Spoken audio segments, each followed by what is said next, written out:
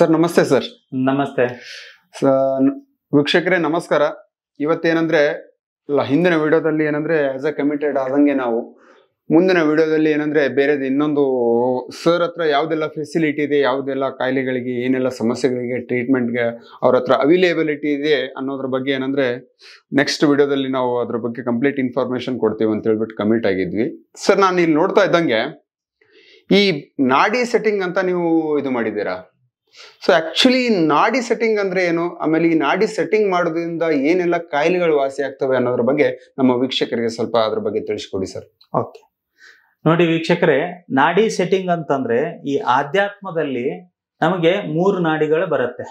ಈಡ, ಪಿಂಗಳ, ಸುಷುಮ್ನ ಅಂತ.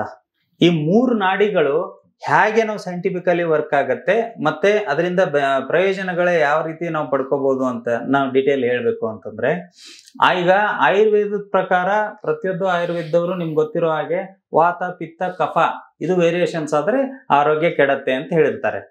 ಹಾಗೇನೆ ಇಲ್ಲಿ ಈ ವಾತ, ಪಿತ್ತ, ಕಫನ ಕಂಟ್ರೋಲ್ ಮಾಡಕ್ಕೆ ಬಾಡಿನಲ್ಲಿ ದೇವರು ನಮ್ಗೆ ಈ 3 ನಾಡಿಗಳನ್ನು ಕೊಟ್ಟಿರ್ತಾನೆ, ಈಡ, ಪಿಂಗಳ, ಸುಷುಮ್ನ.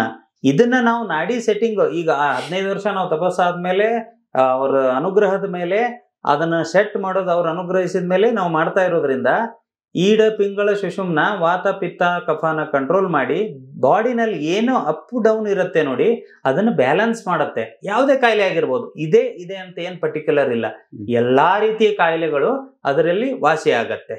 ಅದನ್ನ ನಾವು ಪ್ರತಿ ಸೋಮವಾರ ಮತ್ತೆ ಗುರುವಾರ ಮಾತ್ರ ಮಾಡೋದು, ವಾರದಲ್ಲಿ 2 ದಿನ. ಅದು ಯಾಕೆ ಅಂತ ಕೇಳಿದ್ರೆ, ಸೋಮವಾರ ಶಿವನ ವಾರ, ಶಿವನ ಅನುಗ್ರಹದಿಂದ ಬಂದಿರೋದ್ರಿಂದ ಸೋಮವಾರ ಮಾಡ್ತೀವಿ. ಆಮೇಲೆ ನಮ್ಮ ಗುರುಗಳು ಅವರೇ ಶಿವ ಪರಮಾತ್ಮನ, ಯಾಕೆಂದ್ರೆ ಡೈರೆಕ್ಟ್ ಆಗಿ ಅವರೇ ನಮ್ಗೆ ಅನುಗ್ರಹಿಸಿದ್ರಿಂದ ಅವರೇ ನಮ್ ಗುರು ಆಗಿರೋದ್ರಿಂದ ಗುರುವಾರ ಅದನ್ನ ನಾವು ಮಾಡ್ತಾ ಇರೋದು.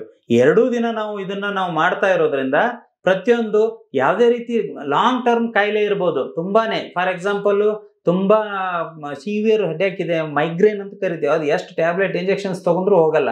ಇಲ್ಲಿ ನಮ್ಮ ಹತ್ರ ಏನೂ ಇಲ್ಲ, ಬರೀ ಒಂದು ಆಯಿಲ್ ಕೊಟ್ಟಿರ್ತೀವಿ ಅಪ್ಲೈ ಮಾಡ್ಲಿಕ್ಕೆ, ಆಮೇಲೆ ನಾಡಿ ಸೆಟ್ಟಿಂಗ್ ಪ್ರತಿ ವಾರ ಬಂದು ಅವ್ರು ಬರೀ ನಾಡಿ ಸೆಟ್ಟಿಂಗ್ ಮಾಡಿಸ್ಕೊಂಡು ಹೋಗ್ಬಿಟ್ರೆ ಕಮ್ಮಿ ಖರ್ಚು, ತುಂಬಾ ಕಡಿಮೆ ಖರ್ಚಲ್ಲಿ ಇದು ನಿಮಗೆ ಪ್ರತಿಯೊಂದು ವಾಸಿ ಆಗತ್ತೆ. ಆಮೇಲೆ ನಾವು ನಾಡಿ ಸೆಟ್ಟಿಂಗ್ ಮಾಡಿರೋ ಎಫೆಕ್ಟ್ ಮಾಡುವಾಗ ನಿಮಗೆ ಈ ಕಡೆ ಆದ್ರೂ ಈ ಕಡೆ ಲೈಟ್ ಆಗಿ ಮೂವ್ಮೆಂಟ್ ಆಗೋದು ಫೀಲ್ ಆಗತ್ತೆ. ನೀವೇನಾದ್ರೂ ಅಧ್ಯಾತ್ಮದಲ್ಲಿದ್ದು ಕಾನ್ಸಂಟ್ರೇಷನ್ ಮಾಡಿಬಿಟ್ಟು ಧ್ಯಾನದಲ್ಲಿರೋದು ನೀವು ಏಕಾಗ್ರತವಾಗಿ ಅದನ್ನ ಅಬ್ಸರ್ವ್ ಮಾಡಿದ್ರೆ ಆ ಫೀಲಿಂಗು ನಿಮ್ಗಿರತ್ತೆ. ಯಾಕೆಂದ್ರೆ ಅನುಗ್ರಹ ಅಂದ್ರೆ ಸುಮ್ನೆ ಬಾಯಿಲೆ ಹೇಳೋದು, ಸುಳ್ಳು ಹೇಳೋದು ಮಾಡಬಾರ್ದು.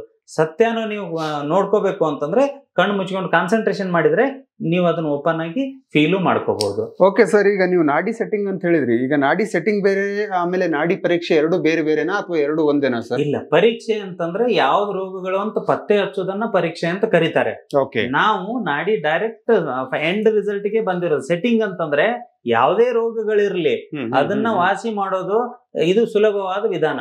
ಈಗ ಫಸ್ಟ್ ನಾಡಿ ಪರೀಕ್ಷೆ ಅಂತಂದ್ರೆ ಪರೀಕ್ಷೆ ಮಾಡ್ಕೊಂಡು ಕೂತ್ಕೊಂಡು ಆಮೇಲೆ ಮತ್ತೆ ಅದಕ್ಕೆ ಸೊಲ್ಯೂಷನ್ ಕೊಡೋದು ಇವ್ಯಾವು ಬೇಡ ಅಂತ ಡೈರೆಕ್ಟ್ ಆಗಿ ಯಾವುದೇ ಕಾಯಿಲೆ ಇರ್ಲಿ ನಾವು ಅದನ್ನ ಸೆಟ್ ಮಾಡ್ಬಿಟ್ರೆ ಪ್ರತಿಯೊಂದು ಕಾಯಿಲೆನು ರೆಡ್ಯೂಸ್ ಹಾಕೊಂಡ್ ಬರುತ್ತೆ. ಇಲ್ಲಿ ನಾವು ಬರೋ ಪೇಷಂಟ್ ಗೆ ನಾವು ಸಿವಿಯರ್ ಹೆಡ್ಏಕ್ ಇರೋರಿಗೆ ಇವ್ರಿಗೆಲ್ಲ ಏನಾಗತ್ತೆ ಅಂತಂದ್ರೆ ನಾವು ಸೆಟ್ ಮಾಡಿ ಒಂದು 10 ನಿಮಿಷ ಕೂರಿಸಿದ್ರೆ ಆಟೋಮೆಟಿಕ್ ಅವ್ರು ಹೇಳ್ತಾರೆ, ಹಾ ಸರ್ ಇವಾಗ ನಮ್ದು ಕಂಪ್ಲೀಟ್ ಇಳಿದೋಯ್ತು ಅಂತ, ರಿಲ್ಯಾಕ್ಸ್ ಆಯ್ತು ಅಂತ ಅವರೇ ಹೇಳ್ತಾರೆ. ಅಷ್ಟ್ರ ಮಟ್ಟಿಗೆ ಅದು ರಿಸಲ್ಟ್ ಇದೆ. Okay okay. ಸೊ ಅದು ಹೆಂಗೆ ಸರ್, ಒಂದ್ಸಲ ಬರ್ಬೇಕಾ ಅಥವಾ ಹೆಂಗೆ? ಅದು ಇಟ್ ಡಿಪೆಂಡ್ಸ್ ಆನ್ ದ ಏನು ಡಿಸೀಸ್ ಎಷ್ಟು ಹಳೇದಿದೆ ಅನ್ನೋದ್ರ ಮೇಲೆ. ಈಗ ಸಪೋಸ್ ಒಂದು 1 or 2 year ಇಂದ ಬಂದಿದೆ ಅಂತಂದ್ರೆ 1 month ಬಂದ್ರೆ ಸಾಕು. 1 month ಅಂದ್ರೆ ರೆಗ್ಯುಲರ್ ಇರಲ್ಲ, ವಾರಕ್ಕೆ 2 ದಿನ ಬರೋದಿರತ್ತೆ. ಈಗ ಇನ್ನು ತುಂಬಾ ಹಳೇದಿದೆ ಅಂದ್ರೆ 3 months ಬರ್ಬೇಕು. ಇಟ್ ಡಿಪೆಂಡ್ಸ್, ಎಷ್ಟು ಟರ್ಮ್ ಜಾಸ್ತಿ ಆಗುತ್ತೋ ಮ್ಯಾಕ್ಸಿಮಮ್ ಆ ತರ ಇನ್ಕ್ರೀಸ್ 1 month, 3 months, 6 months ಈ ತರ ಇರುತ್ತೆ. ಆದ್ರೆ ಸೋಮವಾರ ಗುರುವಾರ ಮಾತ್ರ ಮಾಡೋದಿರತ್ತೆ. ಗುರುವಾರ ಆಧ್ಯಾತ್ಮದಲ್ಲಿ ಇರೋದಿದ್ದು ಕಂಪ್ಲೀಟ್ ಶಿವನ್ ನಂಬ್ತೀವಿ ಅನ್ನೋ ಜನ ಸಾಕಷ್ಟು ಇರ್ತಾರೆ. ಪ್ರತಿಯೊಬ್ರು ಅವನ ಮೇಲೆ ನಂಬಿಕೆ ಇಟ್ಕೊಂಡೆ ಜೀವನ ಮಾಡೋರು ಇರ್ತಾರೆ. ಯಾಕಂದ್ರೆ ಇತ್ತೀಚೆಗೆ ಏನಾಗ್ಬಿಟ್ಟಿದೆ ಸರ್, ಇಲ್ದೇ ಇರುವಂತ ಕಾಯಿಲೆಗಳು, ಇಲ್ದೇ ಇರುವಂತ ಔಷಧಿಗಳು, ಮೆಡಿಸಿನ್ಗಳು ತಗೊಂಡ್ಬಿಟ್ಟು ಏನಂದ್ರೆ ಜೀವನನೇ ಸಾಕಾಗೋಗಿದೆ ಅನ್ನುವಷ್ಟು ಜಿಗುಪ್ಸೆ ಬಂದ್ಬಿಟ್ಟಿದೆ ಜನರಿಗೆ. ಸೊ ಹಂಗಾಗಿ I think one of the ಏನಂದ್ರೆ ಈ ನಿಮ್ಮ ಟ್ರೀಟ್ಮೆಂಟ್ ಏನಂದ್ರೆ ಬೆಸ್ಟ್ ಟ್ರೀಟ್ಮೆಂಟ್ ಅಂತ ನನಗೂ ಫೀಲ್ ಆಗ್ತಾ ಇದೆ. ಪ್ರತಿಯೊಬ್ರು ರಿಸಲ್ಟ್ ಇದೆ ಅಲ್ಲ ಸರ್, ಇವಾಗ ರಿಸಲ್ಟ್ ಅವ್ರು ಬಂದಿರೋದ್ರಿಂದಾನೇ ಪ್ರತಿಯೊಬ್ರು ಇಲ್ಲಿ ಬಂದು ವಾಸಿ ಆಗ್ತಾ ಇದೆ.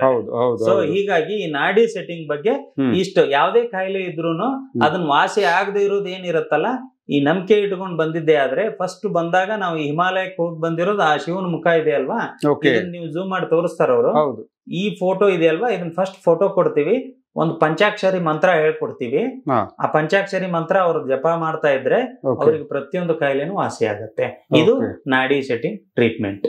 Okay okay. ಸೊ ನೋಡಿದ್ರಲ್ಲ ವೀಕ್ಷಕರೇ, ನಾಡಿ ಸೆಟ್ಟಿಂಗ್ ಮಾಡೋದ್ರಿಂದ ಏನು ನಿಮ್ಗೆ ನಮ್ಮ ಶರೀರದಲ್ಲಿ ಅಂಟ್ಕೊಂಡಿರುವಂತ ಗುಣವಾಗದ ಕಾಯಿಲೆಗಳನ್ನ ಕಂಪ್ಲೀಟ್ ಆಗಿ ಸರ್ ಸಿಂಪಲ್ ಆಗಿ ಒಂದು ಪಂಚಾಕ್ಷರಿ ಮಂತ್ರವನ್ನ, ಆಮೇಲೆ ಜೊತೆಗೆ ಒಂದು ಶಿವನ ಒಂದು ಅನುಗ್ರಹ ಆಗಿರುವಂತಹ ಒಂದು ಭಾವಚಿತ್ರವನ್ನ ನಿಮ್ಮ ಕೈಗೆ ಕೊಟ್ಟು ಅದನ್ನ ಮಂತ್ರವನ್ನ ಉಚ್ಚಾರಣೆ ಮಾಡಿಸುವಂತ ಪ್ರಕ್ರಿಯೆಯಿಂದನೇ ನಿಮಗೆ ಏನು ಸಮಸ್ಯೆಗಳಿದಾವೆ ಅವು ಆಲ್ಮೋಸ್ಟ್ ಆಲ್ ನಾಡಿ ಸೆಟ್ಟಿಂಗ್ ಮುಖಾಂತರ ಕ್ಲಿಯರ್ ಆಗ್ತವೆ ಅಂತ ಸರ್ ಅಶ್ಯೂರೆನ್ಸ್ ಕೊಡ್ತಾ ಇದ್ದಾರೆ. ಈವನ್ ಪೇಷಂಟ್ಗಳು ಕೂಡ ಅದೆಷ್ಟೋ ಜನ ಅವರು ಆ ಕೊಟ್ಟಿರುವಂತ ನಾಡಿ ಸೆಟ್ಟಿಂಗ್ ಇಂದ ಕ್ಯೂರ್ ಅನ್ನ ಕಂಡಿದ್ದಾರೆ, ಹೊರಗಡೆ ಬಂದಿದ್ದಾರೆ. ಸೊ ಹಂಗಾಗಿ ನಿಮಗೆ ಸುಮಾರು ಜನರಿಗೆ ಸಾಕಷ್ಟು ಏನಂದ್ರೆ ಮೆಡಿಸಿನ್ ತಗೊಂಡಿದ್ದೀನಿ, ಸಾಕಾಗಿದೆ, ಜೀವನನೇ ಜಿಗುಪ್ಸೆ ಬಂದಿದೆ, ಯಾವ ಡಾಕ್ಟರ್ ಹೋದ್ರು ಎಲ್ಲರೂ ಹಂಗೆ ಆ ತರ ಒಂದು ಏನಾದ್ರೂ ಭಾವನೆ ಇದ್ದ ಪಕ್ಷದಲ್ಲಿ ಏನಂದ್ರೆ ಒಂದ್ಸಲ ನೀವು ಖಂಡಿತವಾಗಿ ಕಂಪ್ಲೀಟ್ ಕ್ಯೂರ್ ಡಿವೈನ್ ಹೀಲಿಂಗ್ ಸೆಂಟರ್ಗೆ ವಿಸಿಟ್ ಮಾಡಲೇಬೇಕು ವೀಕ್ಷಕರೇ.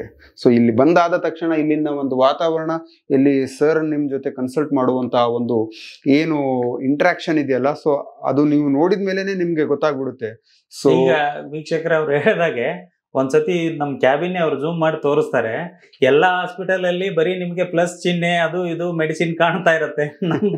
ನಮ್ಮ ಹಾಸ್ಪಿಟಲ್ ಅಲ್ಲಿ ಆ ದೇವ್ರ ಫೋಟೋಗಳು ಕಾಣುತ್ತೆ. ಅದರಿಂದ ನೀವು ಹೇಳ್ಬೋದು ಇಲ್ಲಿ ಬಂದಾಗ ಒಂದು ದೇವಸ್ಥಾನದ ಫೀಲಿಂಗ್ ಬರುತ್ತೆ. ಅದು ಅಷ್ಟಂತೂ ನಿಮ್ಗೆ ಡೆಫಿನೆಟ್ ಆಗಿ ನಾವು ಹೇಳ್ಬೋದು. ಇಲ್ಲಿ ಬಂದಾಗ ನೀವು ಅದನ್ನ ಒಂದ್ ರೌಂಡ್ ಅವ್ರು ತೋರಿಸ್ತಾರೆ, ನಿಮ್ ಬ್ಯಾಕ್ ಗ್ರೌಂಡ್ ನೋಡಿ.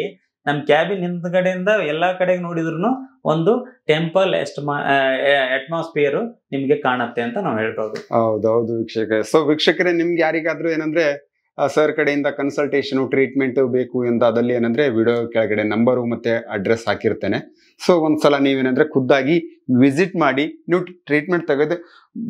ಟ್ರೀಟ್ಮೆಂಟ್ ತಗೋಬೇಡಿ, ಒಂದ್ಸಲ ಖುದ್ದಾಗಿ ಬಂದು ವಿಸಿಟ್ ಮಾಡಿ.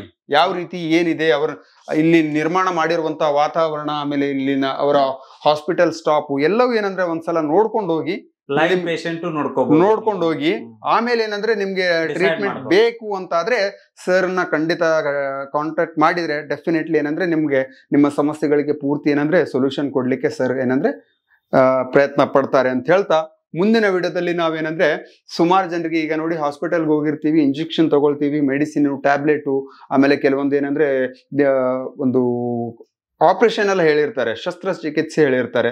ಸೊ ಇಂತಹ ಸಮಸ್ಯೆಗಳಿಗೆ ಸರ್ ಯಾವ ರೀತಿ ಟ್ರೀಟ್ಮೆಂಟ್ ಕೊಡ್ತಾರೆ, ಅದು ಯಾವುದೇ ಏನಂದ್ರೆ ಇಂಜೆಕ್ಷನ್ ಇಲ್ಲದೆ, ಮೆಡಿಸಿನ್ ಇಲ್ಲದೆ ಅನ್ನೋದ್ರ ಬಗ್ಗೆ ಮುಂದಿನ ವಿಡಿಯೋದಲ್ಲಿ ನಾವೆಲ್ಲರೂ ತಿಳ್ಕೊಳ್ಳುವಂತ ಪ್ರಯತ್ನ ಮಾಡೋಣ. ಧನ್ಯವಾದಗಳು ಸರ್. ನಮಸ್ಕಾರ.